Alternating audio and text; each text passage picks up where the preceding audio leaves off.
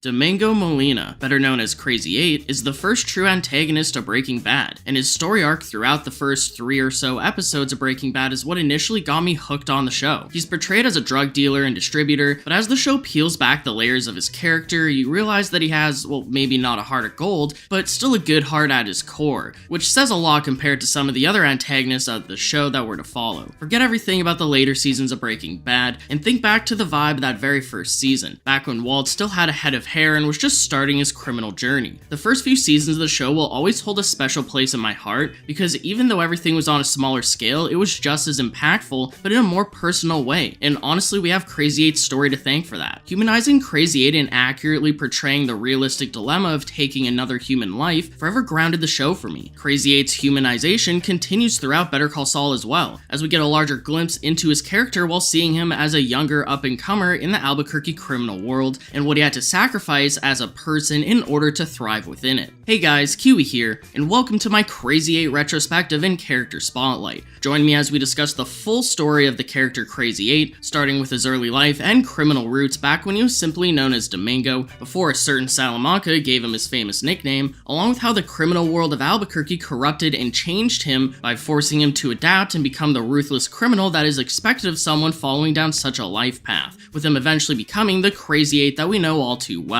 I'm really excited to jump into this deep dive for this character because he's honestly kind of underrated in my opinion, as there's a lot of easily missable details and deeper meanings to unpack here. But first, let's of course quickly hear a word from today's sponsor. This video is sponsored by Manscaped. I'm excited to introduce the Lawnmower 5.0 Ultra by Manscaped, which includes many convenient features to help aid all of your grooming needs. The Lawnmower Ultra gives you more grooming flexibility than ever before with their next-gen dual skin-safe blade heads. First, there's the trimmer blade, which is their newly improved skin-safe blade featuring longer, wider, and rounded teeth that cuts through hair with ease, and also comes with 3 length-setting combs. Then there's my favorite new addition, the foil blade, which is for those who prefer a clean, bare look. Their all-new skin-safe foil shaving blade works wonders on round surfaces of the skin, as the bi-directional trimmer lifts and trims any long hairs left behind, while the foil brings the shave down to the skin. This blade is extremely convenient and alleviates any existing fears you may have about using a blade around your groin region. The 5.0 Ultra also includes a new and improved LED spotlight, which offers high visibility for shaving in the darkest corners, and the new dual temperature light features designed to better illuminate multiple different skin tones. It's also waterproof for both dry and wet use, includes a travel lock, a tri-level LED battery indicator, a 700 mAh lithium-ion battery that holds a charge for up to 60 minutes, along with both USB-C and a wireless QI charging options, and it uses a premium 7200 RPM motor. Get the Lawnmower 5.0 Ultra for 20% off and free shipping with promo code VIVIDKIWI at manscaped.com. Click the link at the top of the description or in the pinned comment and go show the sponsors some love, which also helps me look good, but it's truly the best trimmer I've ever used and I cannot recommend it enough. As always, thank you so much to Manscaped for supporting the channel by sponsoring this video, and speaking of which, let's jump right into it.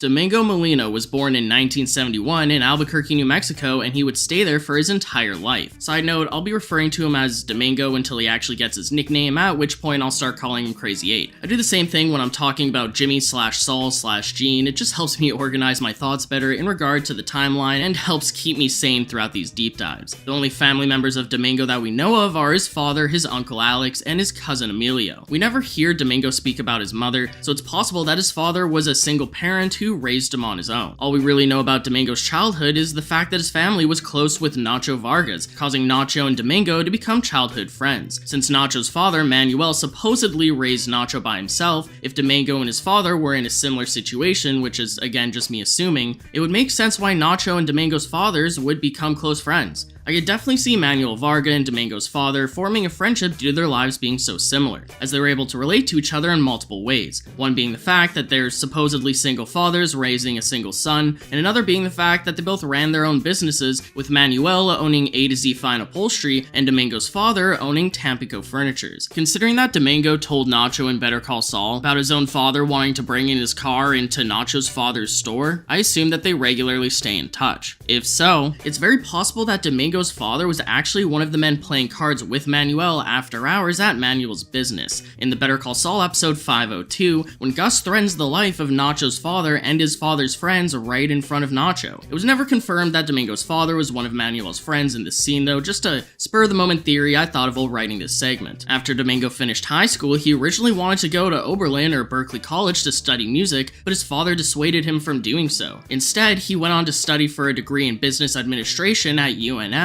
where he did successfully graduate and obtain his degree. It is typical for someone's parents to want them to strive to obtain a secure job instead of following their dreams of becoming a famous musician in Domingo's case, but this was purposely written into Domingo's backstory to help aid in the idea that his father never truly believed in him or supported what he wanted to do with his life, instead controlling Domingo by planning out his life for him. Since Domingo's father has owned the business Tampico Furniture for over 30 years, it's likely that his father wanted Domingo to follow in his footsteps and take over the business after he retired, which is where that business degree that he was persuaded into getting would have came in handy. To continue the parallel between the Varga and Molina family, Nacho taking over his father's business is what Manuel wanted of Nacho as well. Likewise, both fathers would put their sons to work in their own businesses respectively, with Domingo working at Tampico Furniture from a young age. Domingo apparently worked at the store ever since high school and would wind up being his only legitimate job before eventually becoming a criminal. Tampico Furniture is likely named after the Mexican city of the same name, which resides in the state of Tamaulipas, Mexico. It's possible that Domingo's family is from Tampico, with his father naming his furniture store after his Mexican hometown. Tampico Furniture was well known around Albuquerque for its late-night commercials,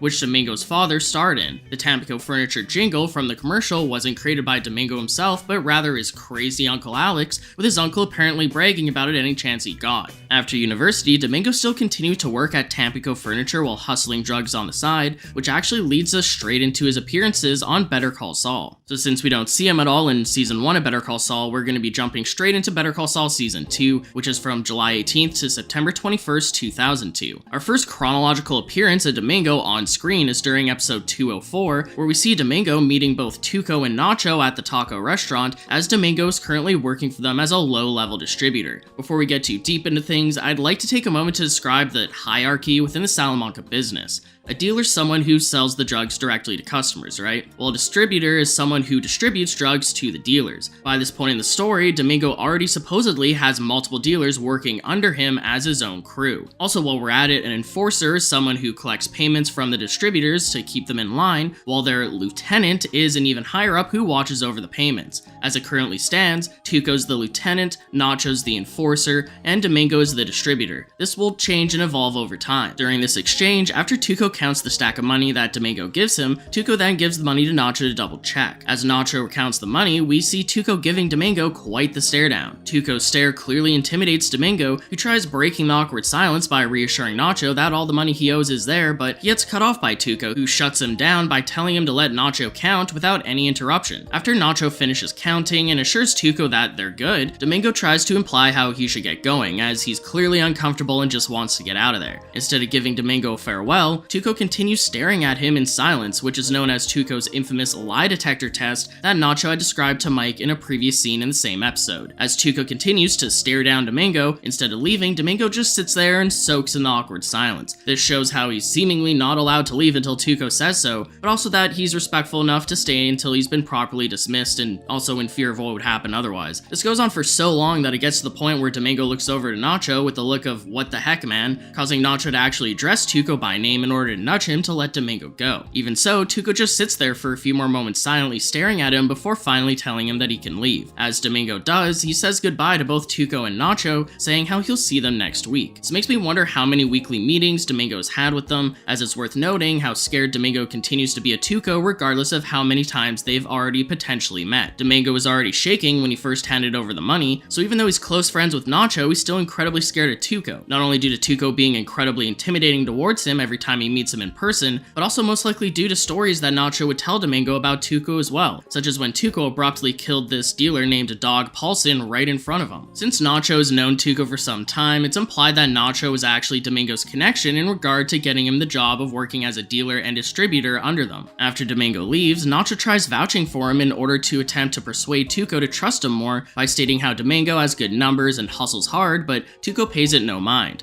Since Nacho is one of Tuco's most trusted enforcers, enforcers and Domingo's long-term friend, you'd think that there'd be more favoritism towards Domingo than there actually is. Although it is true that Tuco trusts Nacho and listens to him better than most others, Tuco's still a beast of his own, which this scene implies very well. Not to get too ahead of ourselves, but ironically, since Domingo would eventually wind up becoming an informant for the DEA, it's possible that Tuco was right to stay suspicious of him and not trust him. After all, true Breaking Bad fans know that Tuco has a gift where he can see into the future. Anyways, during Domingo's earlier scenes in Better Call Saul, we still see him with the characteristics that he must have had as a civilian with a good heart, as this is years before the Albuquerque criminal world would mold him into the wannabe gangster that we would later know in Breaking Bad as Krazy-8. Domingo seems full of life in these earlier scenes, as he seemingly still has his whole life ahead of him. He's incredibly polite, kind, and somewhat naive, as the drug game hadn't fully taken a hold of him by this point. Throughout the rest of his scenes in Better Call Saul, we'll start to see how the drug game would wind up corrupting him further by hardening him into the type of person that he would need to become in order to survive in the criminal world. It's also worth noting that during this first scene with Domingo in Better Call Saul, along with his next few, he's actually wearing a Tampico work shirt while meeting at the taco restaurant. Also, I'm actually just noticing this during editing, but you can clearly see a huge Tampico van through the window parked outside as well. This implies that he's still working at his father's business while selling drugs on the side or being a distributor, and that he most likely meets with Nacho and Tuco at the taco restaurant either right before or right after one of his work shifts. We know from Breaking Bad that at some point Domingo will tell his father off and quit Tampico Furniture, which obviously hasn't happened yet by this point as he's still seemingly working there. Oh, and as an unrelated side note, since Better Call Saul is a prequel, some viewers like to give it flack for the actors looking so much older in Better Call Saul than Breaking Bad since it was made years after the original. Although this doesn't really bother me, I would have to agree for the most part. There are a few characters who do truly seem younger in Better Call Saul than their Breaking Bad counterpart though, with one of them being Krazy-8, which is honestly mainly due to the way that he carries himself. So moving on to Better Call Saul Season 3, which is from September 21st, 2002 to March 22nd, 2003. In episode 306, we see Domingo making his weekly stop at the taco restaurant once again, but this time Nacho's collecting his money alone since Tuco is now in prison. Well, I say alone, but really, Hector Salamanca is sitting one table behind him, overseeing the meetings as he reads the newspaper. As Domingo enters, he gives Nacho a big smile, but he still waits for Nacho to gesture for him to come over to his table, where he greets both Nacho and Hector and takes a seat, again when Nacho tells him to. As Domingo sits down, Nacho instantly gestures for him to hand over his weekly amount of money, seemingly wanting to get the interaction over fast, but instead of that, Domingo starts trying to make small talk with Nacho. We'll soon learn why Domingo is being so friendly, but for now it only seems like he's simply trying to catch up his friends, or trying to possibly indirectly imply to Hector that he's close with Nacho in order to get in good graces. Regardless of the why, this isn't really the place nor the time for friendly chit-chat. Domingo first politely asks Nacho how his father's doing, which in a normal interaction would be a kind thing to say, but here it seems kinda out of pocket. It just feels somewhat random considering the situation they're in, but innocent little Domingo is too naive to realize that. Since Nacho knows that Domingo doesn't mean anything by it, clearly, he lets it slide. Then Domingo continues to make banter by asking how business is, which is honestly none of his business, even if again he doesn't mean anything by it. Nacho quickly answers him before gesturing for the money again, but instead of obliging, Domingo continues making small talk by mentioning his own father and how his father's gonna bring in his Corolla to Nacho's father's upholstery shop due to their dog throwing up in the backseat of the car. Nacho subtly shakes his head no to imply to Domingo to stop talking, as again, say it with me, now's not really the time or place. Domingo doesn't seem to realize that he shouldn't bring their personal lives or friendship with each other into their criminal work life. Nacho's trying to live up to Tuco's frightening reputation in order to impress Don Hector by making himself seem like an intimidating enforcer in his new role, but Domingo's lack of professionalism isn't doing him any favors. I mean, just look at how scared Domingo was of Tuco last season compared to how bubbly and carefree he's now being around Nacho. So finally, Domingo gives Nacho his money for the week, but the eye contact that they make while he does so indicates to Nacho that something's off. Domingo once again tries speaking to Nacho while he's counting, but Nacho, taking a page out of Tuco's book, gestures to Domingo to stop talking and tells Domingo to let him finish counting first. It's all there. Shh. Let the man count. Dumped a stash in the gutter. Let me finish. It seems like Domingo clearly didn't learn his lesson from Tuco last time, plus he's just more lax now that Tuco isn't there, which, as he'll come to learn in a few moments, is a mistake. Nacho realizes that Domingo is short on cash this week, which turns out to be what Domingo was trying to warn him about when he interrupted him counting. Now, to back up for a moment, Domingo being light in this payment was most likely why he was so friendly and talkative to Nacho when he first arrived, as he was trying to butter up Nacho in order to lighten the amount that he would potentially get in trouble. So his small talk had an ulterior motive after all, but it completely fell flat. Domingo blames his shortcomings on a new dealer who works for him who supposedly got spooked by a cruiser and ran, throwing away his stash into a gutter. When Domingo tries reiterating this to Nacho, Nacho cuts him off by firmly asking him why he didn't make it up on his end, since after all, he is responsible for this. You can tell Nacho's frustrated with Domingo for being light, but not just because he's light on payment, and more so the fact that he really does not want to have to punish him or get mad at him for it since he is his friend. It's almost like his friend is messing up and embarrassing him in front of his boss, you know? Domingo says that he did try to make it up on his end and that he did give up his entire share of profit for the week, but that it still wasn't enough. Now there's too many variables here and not enough information to tell if Domingo's lying or not. How much did he front? How much did his dealer lose? And how much profit does Domingo make each week as his share? Even though it does seem like Domingo's being truthful here, considering the events of Breaking Bad, we do know that Krazy-8 is a manipulator, so you be the judge, let me know in the comments, but assuming that he isn't lying here, it's still extremely foolish for him to front his dealer a larger amount than the profit that he even makes himself, especially since this dealer of his was new on top of it. Side note, since Domingo is also still working at Tampico Furniture, you'd think he'd be able to take some of his paycheck from his legitimate job and use it to help pay back Nacho, unless he already did that and still didn't have enough to pay him back, in which case, what the heck? But I digress, I guess. Plus, clearly, Domingo isn't intimidating enough at this point to somehow scare this new dealer into trying to pay back the amount in time, or at least later on, but with interest. The Krazy-8 of Breaking Bad would have no problem sticking a gun in this dealer's face until he got his money back, but as we can clearly see, little Domingo here isn't hardened enough to do something like that. So, somewhat ironically, this entire situation will most likely result in causing Domingo to toughen up in the future, as he's about to learn his lesson the hard way. After Domingo swears to Nacho that he's telling the truth, Nacho pauses for a moment before letting him off easy by just telling him to make it up the following week. He doesn't threaten him for messing up, no interest for now being in debt, no scare tactics, or even assault to make sure that he never lets this happen again, nothing. I'm not sure if Nacho even completely believes him too, or if he's just choosing to, but he seemingly does play favorites here with Domingo when it's just the two of them talking. Domingo thanks Nacho for being so understanding, says goodbye to him and Hector, and quickly leaves. As Nacho sits there putting away the money that Domingo gave him, Hector gives off a sarcastic remark stating, "Who works for who?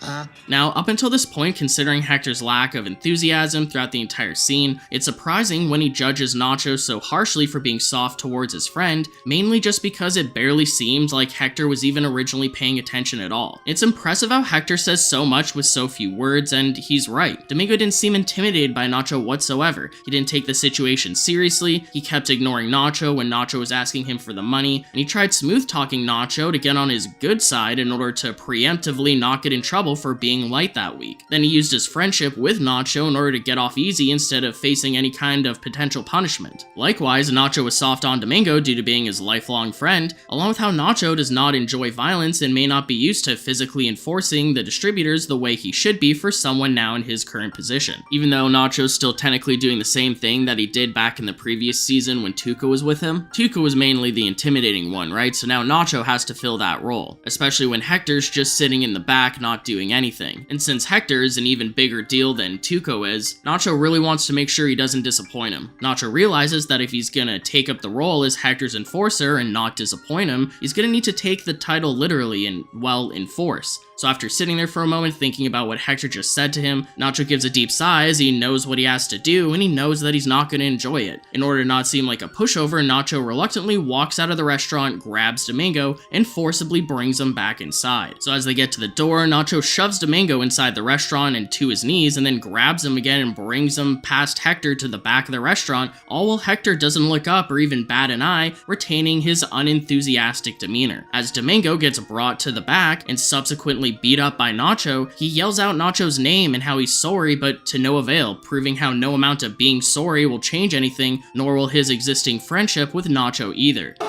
No, I'm sorry! I'm sorry!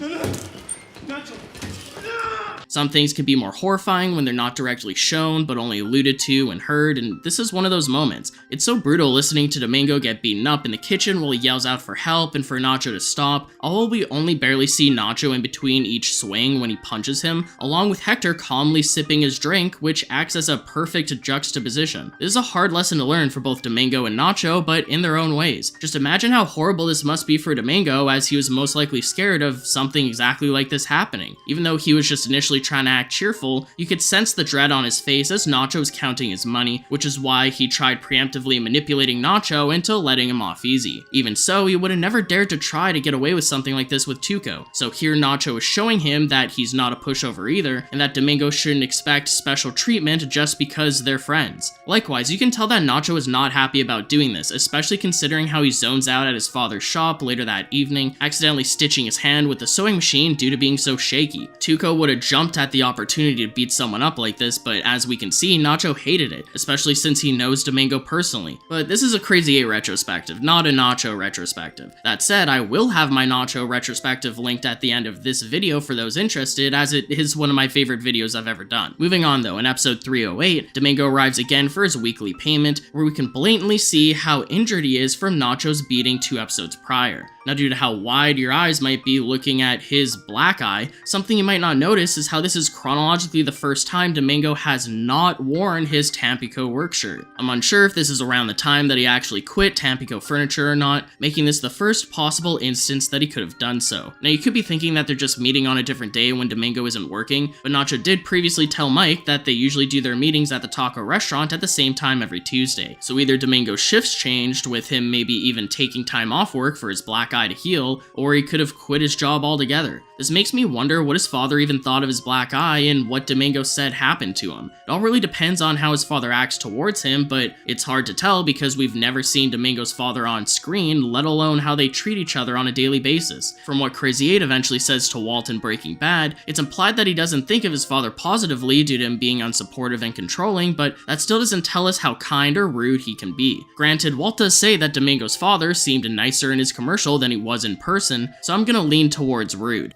Although he wasn't anywhere near as friendly in real life. Yeah, no shit. Plus, if Domingo's father was rude to Walter, a customer who he should be trying to please, just imagine how mean he could potentially be towards Domingo behind closed doors. It's possible that Domingo's father maybe just gave him some time off work because of his injuries, not only to heal though, but also potentially so their customers wouldn't see him like that and be deterred or ask questions. Even though Nacho's beating may have toughened him up a bit, I don't think he's quite at the point in his criminal career where he'd be standing up to his father, quitting his job, and telling off his father yet, so he probably just lied to him about what happened. It's still worth noting as a possibility, since this is the first time we've seen him without his work shirt. Am I reading too much into this? Probably, but hey, that's what we're here for, right? I love focusing in on small, missable, and possibly unknown details in these shows in order to theorize and fill in gaps, even if I might be connecting dots that aren't there in the first place. Anyways, this time at the taco restaurant, Domingo keeps things professional and he keeps his mouth shut. He doesn't make small talk, he doesn't interrupt Nacho while he counts, and he's also all paid up. As we'll come to see, Domingo actually seems to agree with this method of enforcing someone to stay in line, which is a part of him wanting to learn how the criminal world works in order to thrive in it. Nacho beating up Domingo did seem to teach him about how he should be acting towards Nacho in their current positions, regardless of their personal friendship. Domingo doesn't seem mad at Nacho for what he did, which may be a combination of understanding that Nacho had to do what he did or else Hector would have gotten mad at him, and or the fact that Domingo does realize that he messed up in the first place. On to Better Call Saul Season 4, which is from March 23rd, 2003 to April 1st, 2004. Domingo is actually mentioned by Nacho in episode 404 when Nacho takes the Salamanca twins to stake out a rival gang that Gus set up. They plan to take them out after they supposedly shot Nacho and killed Arturo, which, as we know, isn't even true. Nacho says that their place is like a fortress and that they'll need more people to attack them. Nacho mentions getting Domingo, some other guy named Javier, who's another one of their distributors like Domingo, and both of their crews, which shows how Domingo has potentially become hardened enough to get in a full-on gunfight. Now, I'm unsure how willing Domingo would be to get in a gunfight or if he'd be practically forced to go, however. To elaborate on that point, I don't know if he's been in a gunfight already by this point or at all throughout his life in general, but Breaking Bad Krazy-8 has no problem waving his gun around at Walt while threatening to kill him, so it's possible that he already has or will eventually kill someone, although it's never confirmed as far as I'm aware. Regardless, the cousins decide to attack the rival gang right there and then, somehow miraculously taking the entire gang out, so Domingo's never called in as backup. Moving on, since Nacho got promoted to the main enforcer within the Salamanca business in Season 3, by Season 4 he's completely taken over Tuco's position as their lieutenant. Nacho has now appointed Domingo to work under him as his enforcer, and now sits back and watches Domingo accept cash from their distributors at the taco restaurant in the same way that Hector previously looked over him in the last season. I suppose this could be considered a promotion of sorts for Domingo, as he's now gone from street dealer to distributor and now enforcer, who sits on the other side of the table collecting weekly payments from their other distributors. Even though Domingo has made somewhat of a name for himself due to pulling in good numbers, aside from that one slip up last season which he paid for in multiple ways,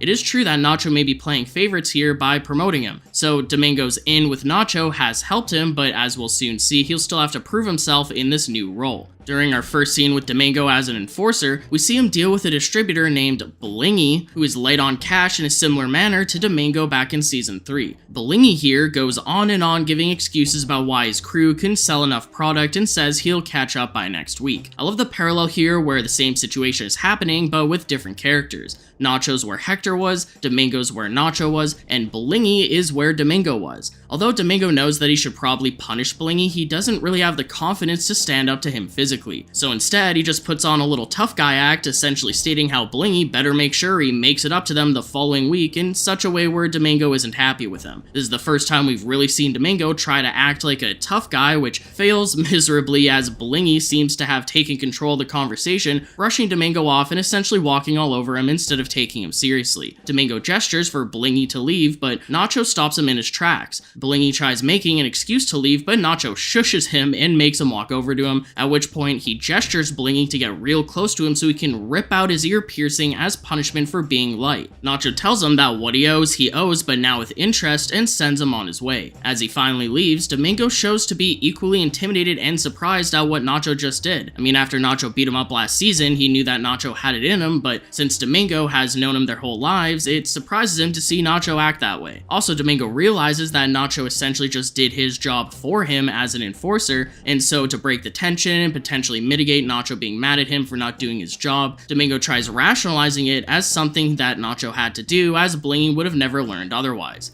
I do think that Domingo truly believes in what he says here because after all, Nacho did the same thing to him last season, again continuing this parallel, and it appeared to have worked on him. You had to do that, man. The guy's not gonna learn otherwise. Nacho simply responds by saying that Domingo should have done it himself. Now, as both Nacho and Domingo rise through the ranks in the business, the show does a great job portraying how their increasingly larger roles force them to become more tough and therefore more violent and intimidating. Last season, we saw Nacho learn how to become a proper intimidating enforcer, and now that he's succeeded in that, we see Nacho now teaching Domingo that same lesson. Later that same episode, we get another scene at the taco restaurant, either the following week or the second week after, where Nacho arrives to find music blasting as Domingo sits there waiting to meet with distributors, but the chef of the restaurant strangely is sitting up front as well. No one exchanges words, but as Domingo looks at him uncomfortably, Nacho realizes that someone else is in the kitchen, so he approaches him. This of course winds up being the long-awaited reveal of the character Lalo Salamanca, who will be replacing Tuco and Hector to oversee the Salamanca business in Albuquerque. Lalo introduces himself to Nacho, and after he finishes cooking his food, which Nacho denies eating, he takes his plate out to the restaurant to eat as a distributor walks in to meet with Domingo. That out of the way, it's time for Better Call Saul Season 5, which is from April 1st to May 14th, 2004. We see Domingo meeting with a distributor during the Season 5 premiere, and fun fact, the distributor he meets with is actually Javier, the other distributor that Nacho mentioned back in episode 404. Anyways, they all sit there silently as Lalo gives his famous Werner Ziegler line and questions if anyone knows who he is or someone else named Michael, which is of course Mike. Lalo then asks for any current updates on the business, and when both Domingo and Nacho stay silent, he knows something's up. Nacho explains how some druggies are complaining that their product isn't as good as it used to be, and when Lalo asks Domingo about it, he agrees with Nacho, stating how they've been getting complaints that their drugs seem different. Nacho says that it's nothing, but after Lalo does some investigating, he learns that that it is indeed something, which involves Gus and his elaborate cover-up with Werner, but that's another story for another time. What's worth mentioning though is that the dealers Lalo and Nacho go to visit in regard to the tainted product are actually dealers in Domingo's crew, which is elaborated on in the following scenes.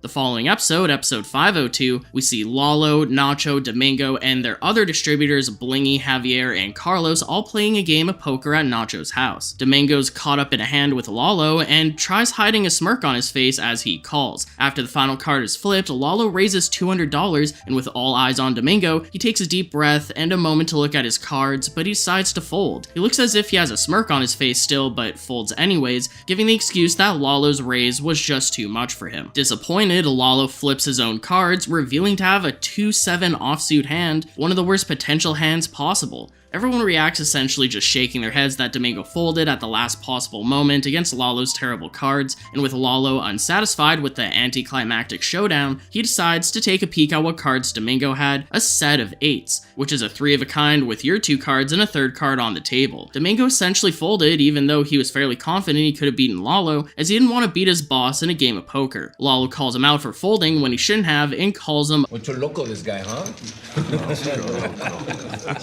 Now, if you've been wondering why I've been getting so in-depth with this seemingly insignificant poker game, is because Ocho Loco translates to Krazy-8 in English, with this silly little moment being revealed to have been the origin story for Domingo's famous Breaking Bad nickname, Krazy-8. Was it necessary? No. Do I love it though? Heck yeah, I do. It's such a great moment that's very missable if you're not paying full attention or take the time to look up what Ocho Loco means if you don't speak Spanish. Breaking Bad fans have always wondered why his nickname was Krazy-8, especially since Walt actually wondered too, but when he asked Jesse, even he didn't know, so it was instead just brushed off as a stupid, typical, random criminal alias. Start with his name, at least. Krazy-8. Krazy-8? What the hell does that even mean? I don't know, man, okay? It means like Krazy-8, okay? I don't know. Out of all the unanswered questions from Breaking Bad, this is definitely not on the top of my list, but I still love it anyway. A perfect example, the creator's giving us all something we didn't know we even wanted. Krazy-8 apparently was never a fan of his real name Domingo, so it makes sense that he would prefer to go by Krazy-8 from now on. Disliking his true name and preferring to go by his nickname may be a part of trying to distance himself from his family and past from before he became a criminal. So really, they could have just skipped out on not explaining Krazy-8's nickname and just done this scene at the taco restaurant again during the day, but it's refreshing that it's not. It truly stands out because of it, as it's a nice change of scenery while seeing the members of the Salamanca business all socializing with each other, and of course giving us the origin of Krazy-8's nickname. But getting to the true purpose of this scene, meanwhile during the poker game, some druggies are causing a scene with one of Krazy-8's dealers due to being unable to get the drugs that they paid for. Krazy-8 gets a call about the commotion and is sent off to go deal with it since the dealer is a part of his crew. As Krazy-8 leaves, Lalo jokes about calling him Ocho Loco again,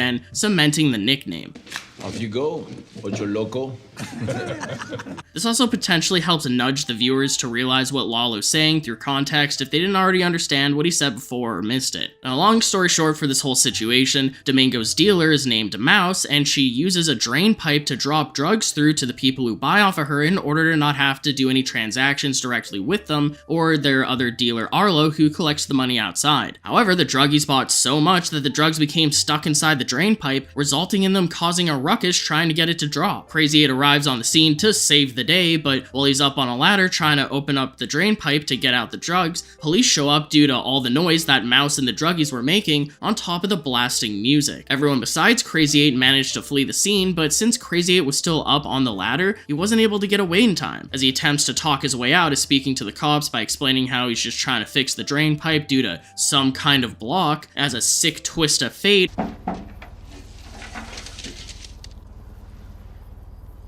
Guess you fixed it. When he hits the drain pipe while talking about it, all 10 baggies of drugs fall out of it and rain in front of Krazy-8's feet. I laugh every time I see this moment, it just never gets old. I mean, after how much the druggies shook the pipe, what are the odds that Krazy-8's light tapping finally does the trick? It's like when someone struggles to open a jar, but then they hand it to you and you open it with ease. Plus, the perfect timing of the cop saying, "I guess you fixed it," along with Krazy-8's awkward smile as the cop shines his flashlight on his face, is just peak Better Call Saul comedy at such an unexpected moment. The cops got called for what was essentially a noise complaint, and wound up arresting Krazy-8 on drug charges due to the drugs coincidentally falling out of the drain pipe in such a way. And to think, if only Mouse would have dropped the dime baggies down the drain one at a time instead of all at once like like an idiot, none of this would have happened, but then we wouldn't have a show, so I digress. Now, not only is Krazy-8 arrested for the first time, but since it was such a large amount of drugs, and all weighed into separate baggies too, Krazy-8's not only facing drug charges, but also potentially intent to sell too. Side note, he would have been charged with even more if it weren't for Nacho trying to impress Lalo. Nacho gets the idea to parkour his way into the building, grab the drugs, and dip right before the cops bust in. If the cops had found the drugs, they might have likely tried to pin it on Krazy-8 as well. So later in the same episode, Lalo sits down to eat with Nacho at the taco restaurant when Lalo brings up Krazy-8, again calling him by his nickname. He asks Nacho if Krazy-8's ever been to prison before, and Nacho tells him no, but that he'll keep his mouth shut. Lalo doesn't seem too convinced, so Nacho takes things a step further and actually suggests killing Krazy-8 for Lalo if he wants him to. Now remember, it's at this point in the story where Nacho's trying to do anything he can to earn Lalo's trust due to Gus threatening his father's life, so even though Nacho sounds like he really doesn't want to kill Krazy-8 when he suggests it, he would still do it if Lalo requested. Thankfully, Lalo denies this suggestion, instead just coming up with a different plan in order to both help out Krazy-8 and use the situation to his advantage to hurt Gus's operation. Nacho and Blingy kidnap Saul and bring him to meet Lalo for the first time, where Lalo wants Saul to represent Krazy-8 in order to feed him information to give to the cops that will rat out Gus's dead drop locations. Saul reluctantly agrees, and so we see him meeting with Krazy-8. This is the first time Krazy-8 has ever met or even heard of Saul, so he gets instantly spooked when Saul says that Lalo sent him. Krazy-8 states how he's kept his mouth shut, again hinting at the fact that both Krazy-8 and Nacho think that the logical conclusion Lalo would want would be to take him out so he doesn't talk. Saul puts Krazy-8's mind at ease and gets him to memorize a script in order to put on a little show for the cops, and to their surprise, Hank and Gomi from the DEA walk in to speak with them. Saul purposely waits outside as part of the plan so Krazy-8 can speak to them alone first, where they admit to him how they find it suspicious that he kept his mouth shut for the first 2 days he was arrested, only to now suddenly want to cough up information. They don't expect him to tell them anything of use, but when he suggests being able to tell them where $500,000 in drug money is, they instantly question him about where the drugs come from, who the money goes to, the name of his boss, and who he reports to. Krazy-8 starts explaining how his organization uses dead drops, at which point Saul starts banging to be let in right on cue. Saul pretends to be frustrated with them speaking to his client without him there, with this also of course being the first time that Saul and Hank have ever met, but I'll refrain from gushing over it, I've already done that many times in the past. Saul tries telling them to leave, but they tell him that his client waived his right to an attorney, and Krazy-8 agrees, causing some back and forth banter to occur between Saul and Krazy-8, as Saul pretends to be frustrated in this decision. Unfortunately, Hank and Gomi aren't buying it, and can tell that this is a scheme of some sort, as they feel like they're putting on a show for them. Hank and Gomi prepare to walk due to not believing anything that Krazy-8 says, but Saul cuts a deal with them where Krazy-8 will stay in custody until they prove his intel to be correct, but that once they release him, they gotta protect him as a secret informant so that he won't be publicly labeled as a rat and killed for it. Hank agrees as long as Krazy-8's info leads to multiple arrests, and so they all agree to the terms, and Krazy-8 starts telling them the location of the dead drops. These dead drops are of course in Gus's operations, not the Salamanca's, so not only does Krazy-8 get out of jail, but it also disrupts Gus's operations on top of it. This is actually the last time we see Krazy-8 in Better Call Saul, but before we move on, there's a few other scenes in the show that mention him. First, Saul meets with Lalo later on to tell him that the authorities will be investigating the dead drops, but that the DEA is leading the charge. Saul then admits that Krazy-8 will have to continue to be an informant for them, but spins it in a good way by telling Lalo that he can use this to his advantage again in the future, just like how he did with sabotaging Gus. Saul then makes sure to confirm that Lalo won't kill Krazy-8 for this, and although Lalo is surprised that Saul cares so much about his client, he does give off the impression that Krazy-8 will be safe. We then see Hank and Gomi taking out the dead drops in the following episode, but it doesn't lead to anything substantial. Gus was warned about the situation through Nacho, but let it happen anyway so that Lalo wouldn't realize that Nacho was a double agent for Gus. So even though Gus let it happen, he still made sure that it wouldn't lead to anything. We then get another scene the same episode of Hank and Gomi talking after the fact, where Gomi's happy with the drug money that they were able to seize, along with the small time arrests that they were able to make, but Hank is disappointed that it didn't lead to anything bigger, calling it a dead end.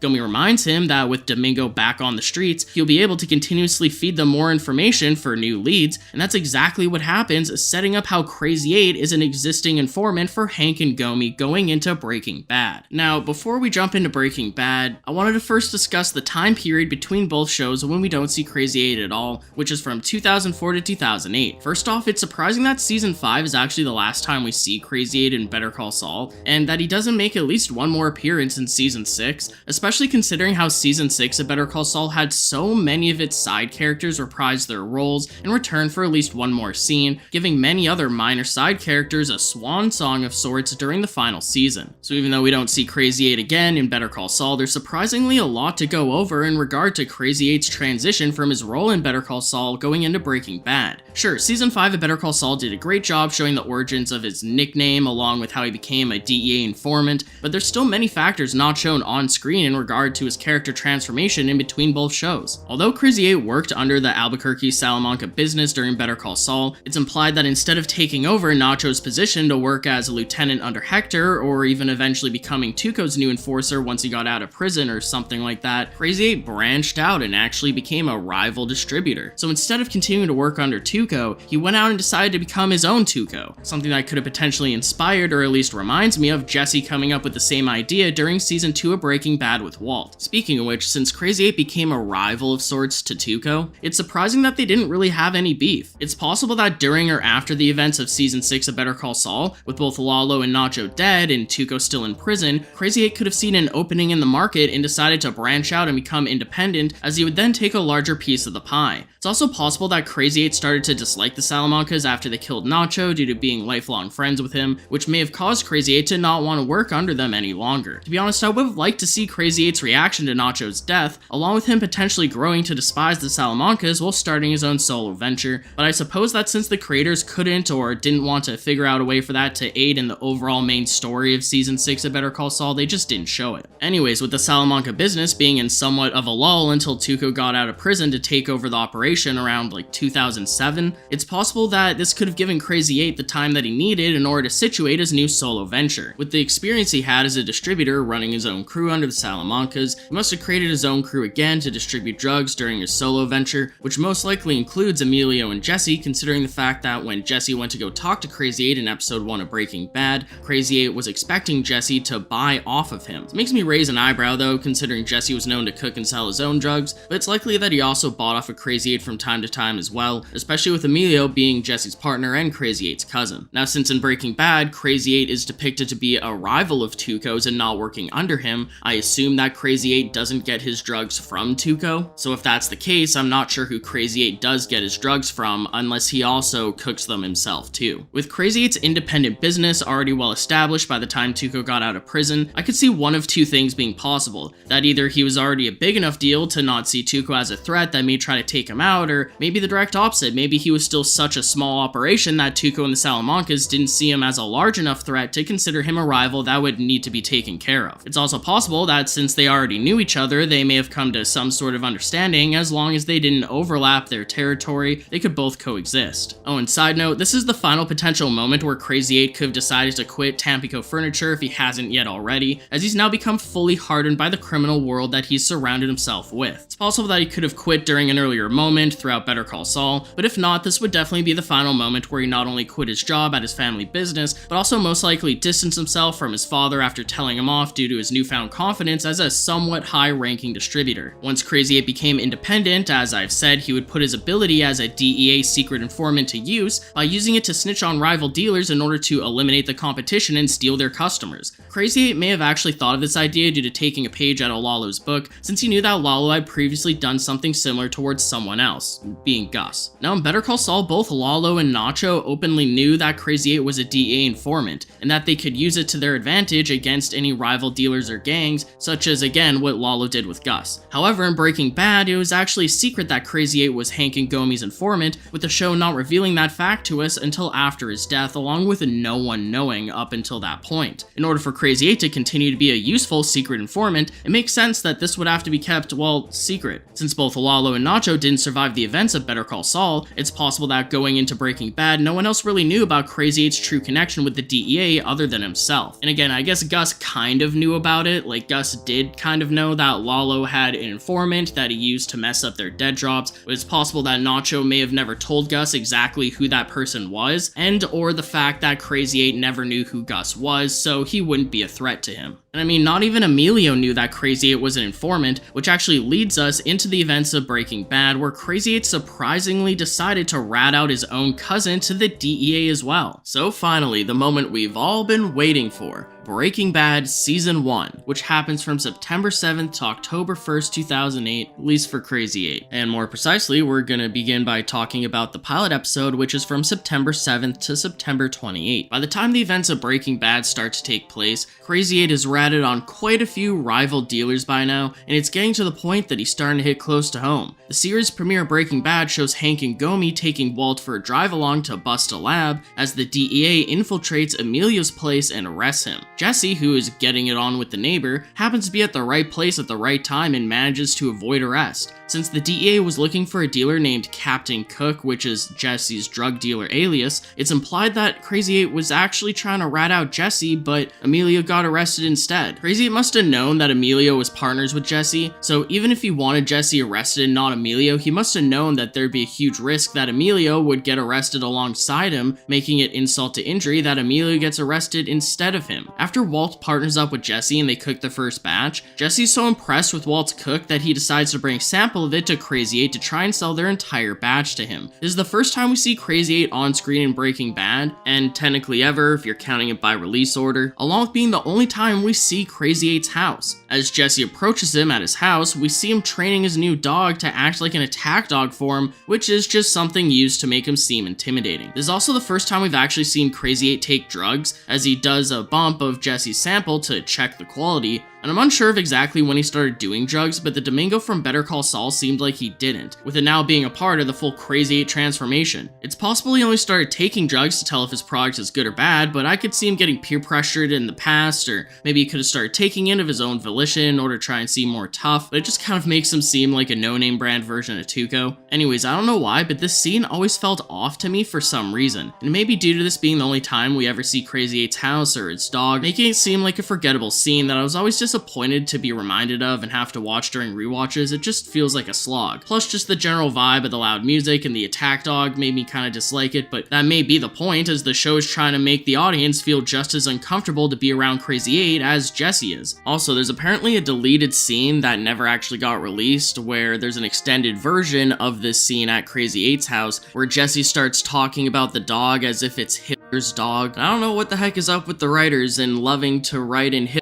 jokes for Jesse to say, but I digress. Also, side note, take this with a grain of salt. I don't quite remember what interview, article, podcast, episode commentary this was stated in, but when the creators were asked about Breaking Bad in hindsight regarding things they regretted about the show or things they wish they did differently or better, I believe this scene did pop up at one point into conversation, though I can't quite remember why. Feels like it's on the tip of my tongue, so if anyone knows what I'm talking about, definitely mention it in the comments or even hit me up on Twitter, as I'm more likely to see it there. Anyway, during Jesse's conversation with Krazy-8, Jesse brings up Emilio getting busted, and he does state that he's torn up about it as Emilio is like a brother to him. That said, Jesse really doesn't sound all that convincing here due to being nervous while speaking to Krazy-8. I should also mention that Jesse and Emilio are childhood friends who have known each other their whole lives before eventually partnering up in the drug game after high school. Krazy-8 plays up being suspicious that while Emilio got busted, Jesse's still walking around free, and when he suggests to Jesse that Emilio thinks that Jesse ratted him out, Jesse puffs up his chest and starts trash talking Emilio. What Jesse's unaware of is the fact that Emilio is already out on bail, and he surprises Jesse as he walks down the stairs to confront him after hearing what he said about him. Emilio just so happened to be using the bathroom when Jesse arrived, giving Jesse the illusion that he was alone with Krazy-8 when in reality Emilio was upstairs and most likely overheard their entire conversation. Now, speaking of Emilio and his arrest, although never mentioned, it's implied that Saul was the one to represent Emilio and helped him get out on bail during this pilot episode. Also in Breaking Bad Season 2, Jesse tells Walt that Saul got Emilio out of trouble twice. We know the first time occurred during a scene in Better Call Saul Season 6, while the second time is presumed to be during the pilot episode of Breaking Bad. This makes me wonder if this isn't the first time that Krazy-8 has gotten Emilio arrested, and that it was Krazy-8 who got Emilio in trouble for the first time during that Better Call Saul scene as well. Although Emilio initially wanted to have Saul represent him due to his commercials, it's possible that Krazy-8 helped put that idea in his head, knowing that Saul would be able to work his magic and help him get out of his charges. I'm unsure if Saul was ever in cahoots with Krazy-8 since he knew that Krazy-8 was an informant for Hank and Gomi, either for that Better Call Saul scene or here during the pilot getting Emilio out on bail. It's just a little theory I have where Krazy-8 set up Emilio to please the DEA, but only did so due to knowing that Saul would be able to help Emilio get out of his charges, with the possibility of Saul knowing about his full plan as well. Regardless, it's crazy to consider that Krazy-8 not only potentially ratted out Emilio once, but even twice. Now, in order for Krazy-8 to prevent Emilio from thinking thinking it was him, he turns Emilio's attention towards Jesse.